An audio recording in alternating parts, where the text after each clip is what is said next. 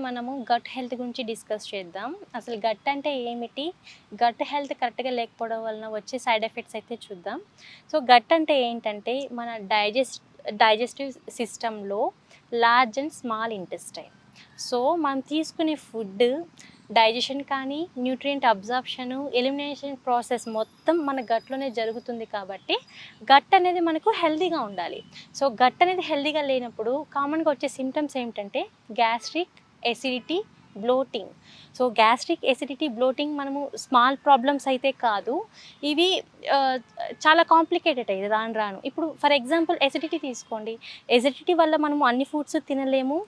Nutrient absorption అనేది కరెక్ట్‌గా ఉండదు. అండ్ ఎవరైతే వెయిట్ లాస్ కోసం ట్రై చేస్తున్నారో ఎసిడిక్ బాడీ వెయిట్ లాస్ అవ్వడం కొద్దిగా టఫ్ అవుతది. అంటే కొద్దిగా ఛాలెంజింగ్‌గా అవుతదనమాట వెయిట్ లాస్ అవ్వడానికి కూడా. సో, మనము ఫిజికల్‌గా అండ్ మెంటల్‌గా హెల్తీగా ఉండడానికి మనకి ఈ గట్ హెల్త్ అనేది చాలా ఇంపార్టెంట్. ఈ రోజుల్లో ఏంటంటే చిన్న వాళ్ళ నుంచి పెద్దవాళ్ళ వరకు వయసుతో సంబంధం లేకుండా ప్రతి ఒక్కరు గట్ ఇష్యూస్‌తో సఫర్ అవుతున్నారు. ఎలా అంటే గ్యాస్ట్రిక్, ఎసిడిటీ, బ్లోటింగ్. దీనికి మెయిన్ రీజన్ ఏంటంటే మనం తీసుకునే ఫుడ్‌లో క సరైన న్యూట్రియంట్స్ అనేటివి సరిగ్గా లేకపోవడం, రిఫైన్డ్ ఫుడ్స్ ఎక్కువగా తీసుకోవడం, జంక్ ఫుడ్ అనేది ఎక్కువగా అలవాటు చేసుకోవడం. వీటి వల్ల కూడా ఏమవుతుందంటే మన గట్ హెల్త్ అనేది తగ్గుతూ వస్తుందనమాట. సో, మన గట్ అనేది హెల్తీగా ఉంటే ఏంటంటే మనకు వచ్చే 90% డిసీజెస్ వరకు మన గట్‌ని హీల్ చేసుకోవడం వల్ల మనం కంట్రోల్ చేసుకోవచ్చు.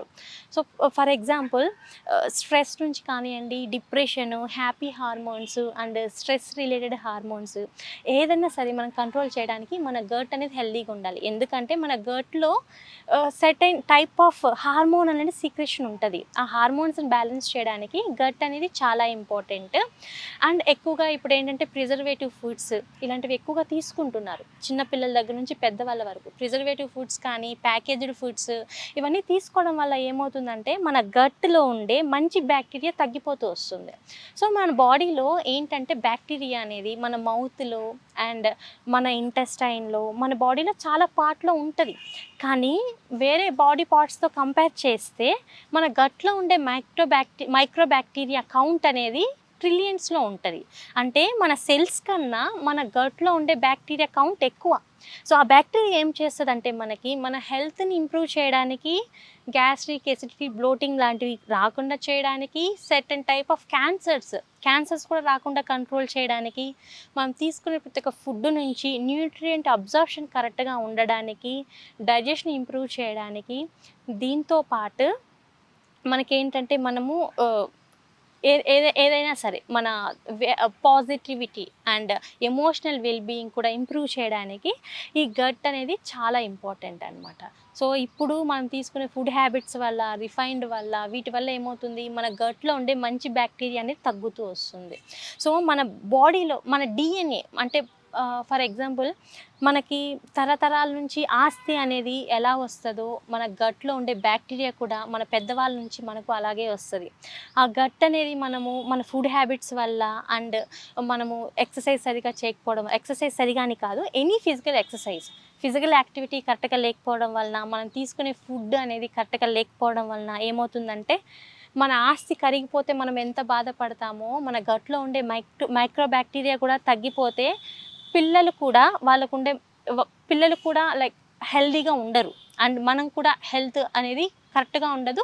ఆటో ఇమ్యూన్ డిసార్డర్స్, సోరియాసిస్ కానియండి, స్కిన్ డిసీజెస్ ఇప్పుడు ఎక్కువగా వస్తున్నాయి. ఏంటి సోరియాసిస్ కానియండి, విటిలిగో కానియండి, దీంతో పాటు ఆర్థరైటిస్ ఇవన్నీ దేనికొస్తున్నాయంటే లైక్ ఆటో ఇమ్యూన్ డిసార్డర్స్ అన్నీ మన గట్ అనేది కరెక్ట్‌గా లేకపోవడం వల్ల కూడా మనకి ఈ మధ్య ఇలాంటి కేసెస్ కూడా ఎక్కువగా అవుతున్నాయి. కాబట్టి ఇవన్నీ కంట్రోల్ చేసుకోవడానికి మన గట్ అనేది హెల్తీగా ఉండాలి. మన గట్ అనేది హెల్తీగా ఉండడానికి సర్టెన్ ఫుడ్స్ అనేటివి మన డైలీ రొటీన్‌లో యాడ్ చేసుకోవాలి. సో, మనం బ్రతకడానికి మనకు నీరు అంటే లైక్ 5 ఎలిమెంట్స్ అనేటివి ఎంత ఇంపార్టెంటో గాలి కానీ, నీరు కానీ ఇలాగే మన గట్ అనేది హెల్తీగా ఉండడానికి మనకి అన్ని ఫుడ్స్ అనేటివి ఇంపార్టెంట్. కొంతమంది ఏం చేస్తూ ఉంటారంటే అన్ని ఫుడ్స్ తీసుకోరు. రైస్ అంటే రైసే ఎక్కువ తీసుకుంటారు. దాంట్లో కర్రీస్ తక్కువుంటాయి, వెజిటబుల్స్ తక్కువుంటాయి, పప్పు తక్కువుంటది. అలా కాదు. మన గట్ బ్యాక్టీరియా కరెక్ట్‌గా ఉండడానికి మన అన్ని అన్ని ఫుడ్స్ అనేటివి ఇంక్లూడ్ చేసుకోవాలి, బ్యాలెన్స్డ్గా ఉండాలి.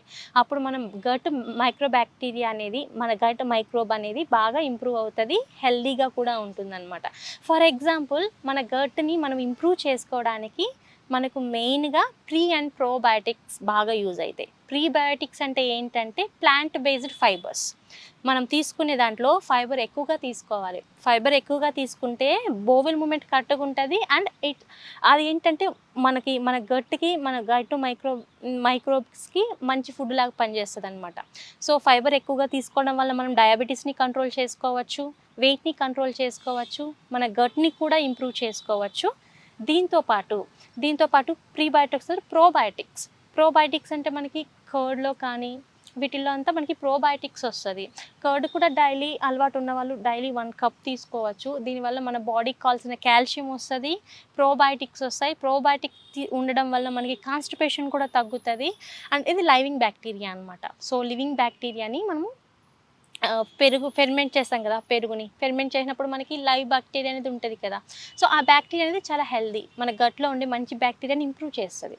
కాబట్టి మనము ప్రీ అండ్ ప్రోబయాటిక్స్ ఫుడ్స్ తీసుకోవాలి. ఫెర్మెంటెడ్ ఫుడ్స్ కూడా బాగా తీసుకుంటే ఏమవుతుందంటే ఫెర్మెంట్ చేసినప్పుడు ఆ మంచి బ్యాక్టీరియా ఇంప్రూవ్ అవుతుంది. కాబట్టి ఫెర్మెంటెడ్ ఫుడ్ కూడా మన గట్ని ఇంప్రూవ్ చేస్తుంది. కానీ చాలామంది ఫెర్మెంటెడ్ ఫుడ్ అంటే ఇడ్లీ, దోశ, మనం డైలీ ఇంట్లో చేసుకునే ఫుడ్ ఐటమ్స్ అనుకుంటారు. కానీ ఇడ్లీ, దోశలో మనం ఎక్కువ రిఫైన్డ్ రైస్ వాడుతున్నాం, రిఫైన్డ్ దాల్ వాడుతున్నాం. చాలామంది చూడండి, ఇడ్లీ, దోశ తిన్నోళ్ళు కూడా చాలామంది గ్యాస్ట్రిక్ ఉంది, ఎసిడిటీ ఉంది, బ్లోటింగ్ ఉంది, వెయిట్ అయితే కంట్రోల్ అవ్వట్లేదు. అండ్ చాలామంది కూడా అబ్డామినల్ ఫ్యాట్ అనేది తగ్గట్లేదు. సో మనము ఫెర్మెంట్ చేసేటప్పుడు ఎలాంటి ఫుడ్ ఫెర్మెంట్ చేస్తున్నాం అనేది కూడా ఇంపార్టెంట్.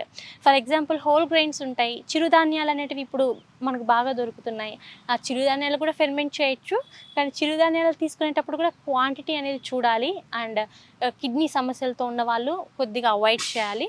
ఫెర్మెంటెడ్ ఫుడ్ నైట్ అంతా సోక్ చేసి ఫెర్మెంటెడ్ ఫుడ్ తీసుకున్న వాళ్ళకైతే మన గట్ అనేది బాగా నేచురల్గా ఇంప్రూవ్ అవుతుంది. కాబట్టి గ్యాస్ట్రిక్, ఎసిడిటీ, బ్లోటింగ్ ఇలాంటి సమస్యల్ని చాలా వరకు కంట్రోల్ చేయొచ్చు.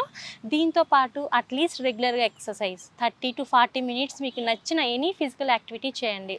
కానీ కొన్ని యోగా ఆసనాలు ఉంటాయి, కొన్ని యోగా ఆసనాలు ఇంక్లూడింగ్ సూర్య నమస్కారాలు కానివ్వండి, పవనముక్తాసన, సీరియస్ 2, ఇవన్నీ ఏంటంటే ఎక్స్పెషల్లీ మన గట్ని ఇంప్రూవ్ చేస్తాయి. అంటే మనకి గ్యాస్ట్రిక్, ఎసిడిటీ, బ్లోటింగ్ని కంట్రోల్ చేసి మన హెల్త్ని నార్మల్ చేయడానికి బాగా యూజ్ అవుతాయి. అండ్ మన గట్ మైక్రోబ్ని హీల్ చేస్తాయి. అండ్ కొంతమంది ఏంటంటే మన ఫాస్టింగ్ చేయొచ్చా, ఫాస్టింగ్ అనేది మనకి మంచిగా ఎఫెక్ట్ చేస్తుందా, బ్యాడ్గా ఎఫెక్ట్ చేస్తుందా అనే డౌట్ కూడా ఉంటుంది. కానీ ఒక హెల్దీ పర్సన్, నాట్ డయాబెటిక్ వాళ్ళ కోసం కాదు, అండ్ ఏదైనా హెల్త్ ఇష్యూస్ ఉన్న వాళ్ళ కాదు, లో హిమోగ్లోబిన్ ఉన్న వాళ్ళ కాదు, ఒక హెల్దీ పర్సన్ కనీసం 15 డేస్కి ఒకసారి కానీ 10 డేస్కి ఒకసారి కానీ ఫాస్టింగ్ చేయడం వల్ల, అది ఇంటర్మీడియట్ ఫాస్టింగ్ చేయొచ్చు, నార్మల్ ఫాస్టింగ్ చేయొచ్చు, ఎనీ ఫాస్టింగ్, కొద్దిగా ఫాస్టింగ్ చేయడం వల్ల ఏమవుతుందంటే మన గట్ అనేది నేచురల్గా హీల్ అవుతుంది. మన గట్లో ఉండే మైక్రోబ్ అనేది నేచురల్గా ఇంప్రూవ్ అవుతుంది. గట్ అనేది రెస్టింగ్ మోడ్లో ఉంటుంది కాబట్టి మన డైజెస్టివ్ సిస్టమ్ అనేది ఇంప్రూవ్ అవుతుంది.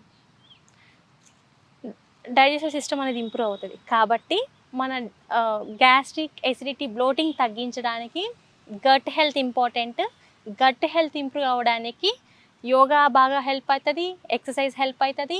దీంతోపాటు probiotics, plant based fibres, omega-3 fatty acids, fermented foods, ఇవన్నీ మన తీసుకునే డైలీ రొటీన్లో క్వాంటిటీ మెజర్మెంట్ తీసుకుంటే 1 మంత్, కొంతమంది 30 డేస్ పడుతుంది, కొంతమందికి 20 డేస్ పడుతుంది. కానీ రెగ్యులర్గా తీసుకోవడం వలన అయితే 90% వరకు మనకు వచ్చే డిసీజెస్ని కంట్రోల్ చేసుకోవచ్చు. ఎందుకంటే డిసీజెస్ అన్నీ మనకి గట్లో నుంచే, గట్ కరెక్ట్గా లేకపోవడం వల్లనే వస్తాయి. కాబట్టి ఆ గట్ అనేది హెల్దీగా ఉండాలి.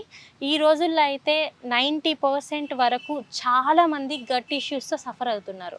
సో మన గట్ని హీల్ చేసుకుంటే ఆల్మోస్ట్ మన స్కిన్ కూడా లైక్ యాంటీ ఏజింగ్ లాగా వర్క్ కూడా అవుతుంది.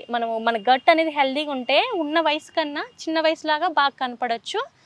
స్కిన్ మీద ఉండే యాక్నే కూడా తగ్గడానికి యూజ్ అవుతుంది. స్కిన్ కూడా మనకు నీట్గా క్లియర్గా ఉంటుంది అనమాట. స్కిన్ హెల్త్ కూడా ఇంప్రూవ్ అవుతుంది. మనము ఇంకొక రోజు కొత్త టాపిక్తో మళ్ళీ కలుద్దాం. అప్పటి వరకు నమస్కారం.